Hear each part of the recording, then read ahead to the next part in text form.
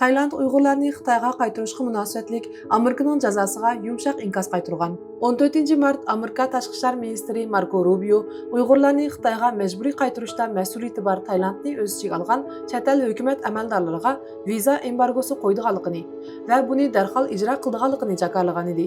Tayland Tashqi ishlar ministrligi Amerikaning mazkur jazo bayonotiga bo'lgan javobini atsizlar tor betida e'lon qilgan. Uningda Xitoy hukumatining Uyg'urlarning bexatarligi to'g'risida kapolat berganligi va bu guruhning baxt saodatini davomli nazorat qildiganligi, Taylandning yarim asrdan ko'proq vaqtdan buyon musofirlarga yordam berishdagi uzun tarixga ega insonparvarlik an'anasi ta'kidlangan.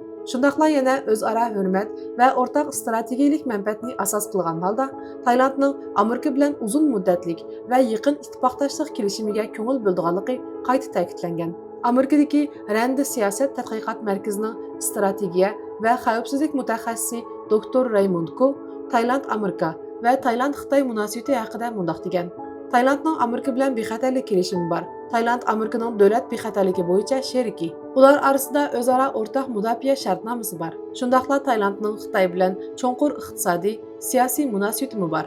Shunga ular ham Amerikani, ham Xitoyni xo'shal qilishga tirishyapti.